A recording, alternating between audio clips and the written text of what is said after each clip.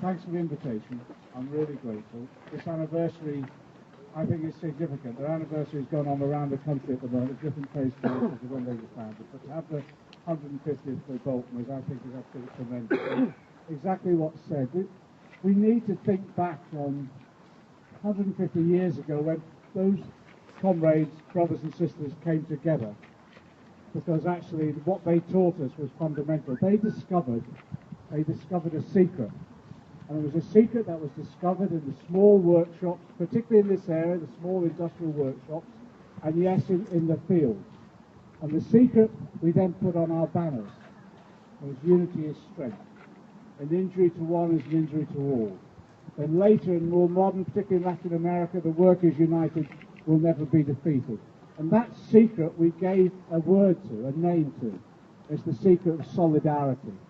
We discovered in all those struggles that solidarity makes us strong. Now, for a period of time in the labour and trade union movement, we've gone through a period where there wasn't the solidarity that we expected from the political movement to the trade union movement, to be frank. We've rediscovered that in the last few years. No longer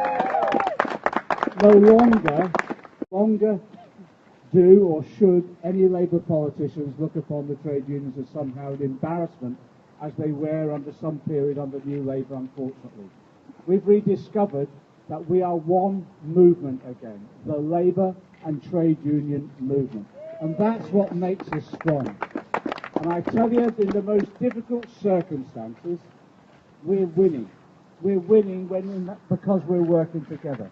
We're winning industry. I just pay tribute. I pay tribute to what Unite have done in terms of Sports Direct, exposing a ruthless employer and giving those workers at Sports Direct the strength of organisation to start fighting back and pushing back on the 0 hours, precariat type work that they've inflicted upon them. I pay tribute, I tell you, a victory by GMB against Uber the other week sent a message to millions of workers in this country that you join a union and a union will stand up and protect you. And it will transform the living standards, the quality of life, literally for hundreds of thousands of workers in those particular sectors. And right the way across the country now, today in London, there's a march from the British Library down to the National Gallery, then to other galleries in London itself, organised by PCS and Unison and a number of other unions, and it's against library closures and cutbacks in the cultural sector. And artists and workers and community groups are joining them as we speak to organise later that march at lunchtime. It just shows you our movement is being revived. I just think this is a time it's a time to live. 18 months ago, after we lost the general election, I was absolutely despondent. I was one of those people who thought that we'd win a small majority, or at least we'd be the largest party, we'd negotiate ourselves back into government. And I had this aspiration with Ed Miliband, we might negotiate maybe one left-winger back into cabinet or something like that. Never did I think at that point in time that in my lifetime we would see a socialist leader of the Labour Party again. And the reason we've got a socialist leader of the Labour Party at the moment is because of you, all of you.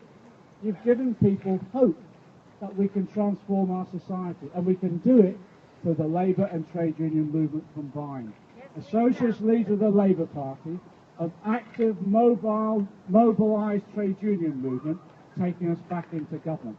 That's what we're about. And you know, even in Parliament, despite all the shenanigans of the last 18 months or so, and I say, you know, I'm just hoping leadership elections aren't an annual basis in the Labour Party at the moment. But I tell you, if they are, we'll keep on winning them. No matter what they throw against us, we'll keep on re-electing Jeremy until they get the message. But I think they have. And it's interesting, for last week, beginning of last week, I was immensely proud of the Parliamentary Labour Party. I haven't been able to say that for quite a while. But I was immensely proud because on one day, the party came together, linked up with the trade union, PCS in this particular instance, and we defeated the Tories in Parliament on the issue of the privatisation of tax credits, the privatisation, the sending out of the contract to concentrics. And we forced the government to bring that back in-house. days of the Labour government, we will scrap the Trade Union Act that was introduced by the Tories. Here we go. We've pledged ourselves to introduce the Institute of Employment Rights Charter, all those elements that will bring us up. This is not revolutionary. It will abide by the International Labour Organization conventions. It will bring us up to trade union rights enjoyed right the way across the rest of Europe. That's the programme of the Labour government we're going to introduce when we come into government. If May wants to go in May, pardon the pun, if she wants to go in May, we're going to say to her directly, we're ready for you. We might be behind in the polls at the moment, but that's as a result of the division that was caused by the coup. That's over. The party's uniting. The movement, the Labour and trade union movement, are acting now as one. We're ready for the Tories whenever they want to call that election. And we're going to inspire people. The media may not have been as friendly as they could have been over the last 18 months. You know, I know. You know that story, don't you? When the Sun phoned me up and said, I'm a journalist from the Sun. I said, you'll be one or the other, but you can't be both. And I say to people, there's usually a Daily Mail reporter that follows me around, so I usually say to the audience, could you look to your left or your right and see if you can spot the Daily Mail reporter? Don't be aggressive, just invite them to go on a sponsored course with the NUJ on quality journalism. But where we're at, I think, because we have this large membership, because we've got social media now, because we've reinvented word of mouth as a form of political communication, I think we can cut through the rubbish that comes out in much of our media, because I think in the real world out there, people realise the suffering that's going on.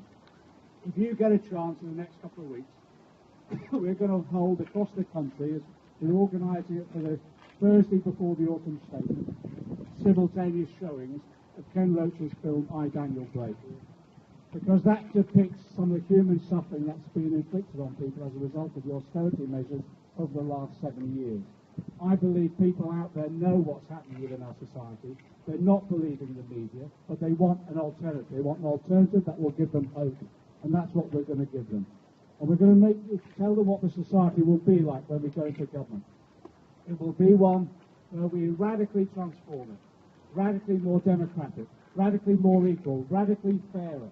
Yes, based upon a prosperous economy, which is economically and environmentally sustainable, but where that prosperity is shared by all. I call that socialism. Solidarity.